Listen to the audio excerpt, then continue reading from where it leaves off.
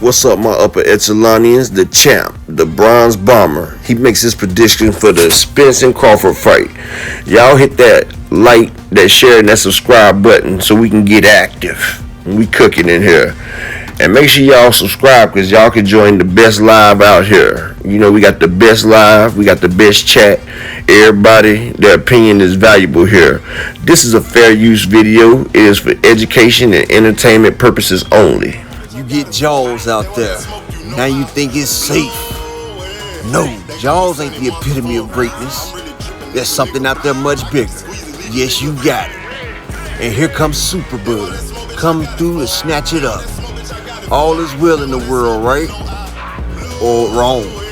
You forget the Megalodon. Bud might have caught Jaws in the ichthyosaur, so but he ain't ready for the Megalodon. And that's the big Spence, the Megalodon. Matter of fact, he ain't even a Megalodon. Earl Spence is the biggest. How can you measure what ain't been measured before? Captain Ahab reaching out fishing.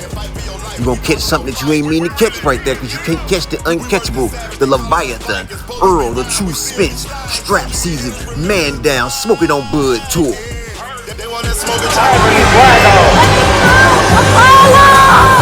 Earl, they say you just a basic kung fu flat-footed fighter. They said Crawford's gonna beat you.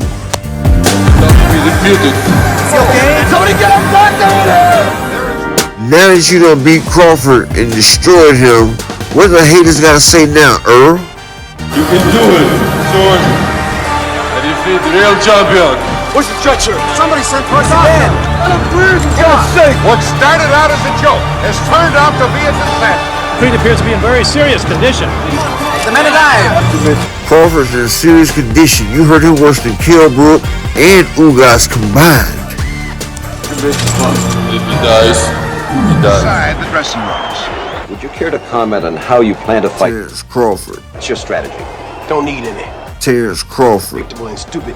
The man comes straight ahead. He's tailor-made for me, and he's gonna get hurt. What's your prediction for the fight then? Prediction? Yes, prediction. Pain. A little more Earl, at least you told me then. Most definitely. Why is that? And how does Earl deal with Terrence's switch hitting? Why do you feel like Earl will be able to handle that maybe better than anybody else has to this point? Earl will be able to handle it because I think he just have the skills and the tools that's needed in his division to handle, any fighter in that weight division. I know Terrence switch up and stuff like that, but I think Earl will be able to adjust to that and whatever Terrence bring to him. Terrence is an amazing fighter. We take nothing, from him. Yeah, baby, let's get it. We don't take nothing from him from there. He's a great fighter. But with Earl, that's my stablemate, and also he supported me from the start. You know what I mean? And we give this. I reciprocate the same love back to him. You know what I mean? I'm gonna be with him. To the end. You know what I mean? I think he's a great human being, and as well as a great fighter. So let's get it. And this is my prediction. At some point in time, you got to choose a side. And it's nothing wrong with having an opinion and choosing a side. I wish both of those guys nothing but the best. I wish them nothing but success and much health in the end. But I'm going well. All of a sudden, I make that transition to become a man, and then I start sparring with a man that I feel like is a man, and that's Spence. The man hit hard. He hit hard as I've ever hit in my life. The man trained aggressively. I can't look at him slack because I'm gonna be wiped out.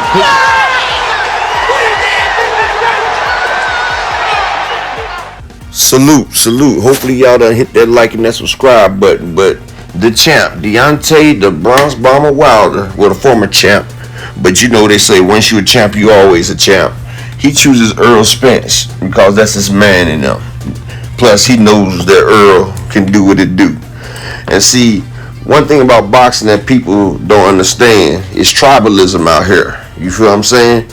A lot of people, they bet with who they feel with. Like English fighters, they got the support from the people in England.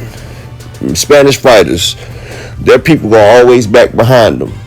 But a lot of times American fighters, it's like American fans be cheering for the foreigners.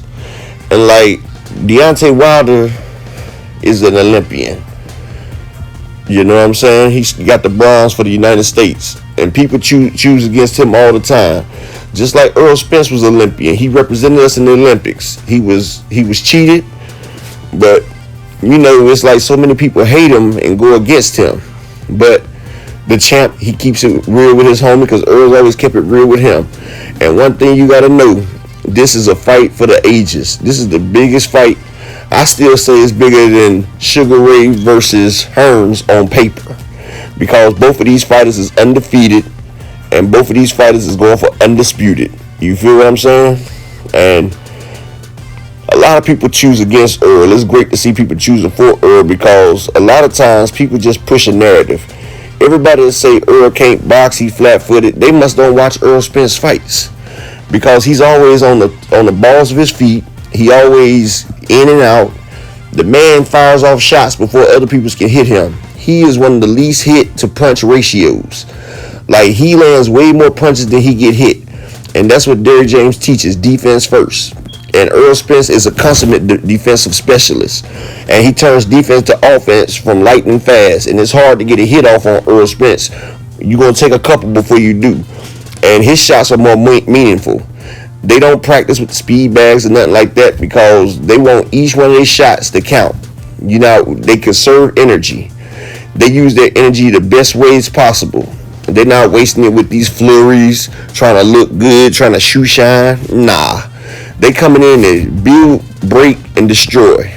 They trying to come in here, build you up for the fall. They tenderize you, then they break you. And that's what Derrick James teaches. And Earl Spence, he's a mirror. The man will sit there. If you go to the left, he goes to the right. If you go to the right, he goes to the left. If you back up, he comes forward. If you come forward, he backs up. He keeps his distance.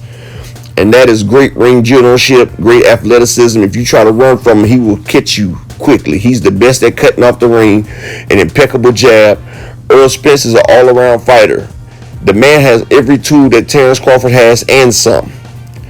Just think of Terrence Crawford with all his athleticism and just say he had great fundamentals. That's Earl Spence. That's what Earl Spence is. And that's what Terrence Crawford is getting into. Y'all got to realize, to fight in the Olympics, you fight against fighters you don't know what style you going up against. And you got to box. And y'all realize that his third fight in, he gave Floyd Mayweather everything he could handle. Knocked out the world champion Adrian Broner with 16-ounce gloves. Adrian, like I say, Spence has the power like Wilder and Tank, but he just delivers it differently. Earl doesn't try to look for the flash knockout, which he can. We've seen him spark Bundu, we've seen him spark Algiers. In his first 15 fights, he sparked a lot of people. People forget that he was on an 11-fight knockout streak until he fought Mikey Garcia, before he went in fat camp, before he stopped taking boxing so seriously. Earl Spence, he chooses to deliver his power to the body, and he wants you to see it coming. You get a chance to brace for his shots, whereas Terrence Crawford hits you with something that you don't see coming, and it's night-night. Well, it ain't even really night-night. He wobbles you, he swarms you, and the ref stops it. Or Kenny Porter stops it. And that's his claim to fame, that he stopped Porter and Spence didn't. Well, you know, Spence' claim to fame is that he stops you, Bud Crawford. This fight don't go past 6 or 7 rounds. It's going to be a grueling testament, and it's going to be a great fight. I'm glad that we get to watch it, man. This is a once-in-a-lifetime fight.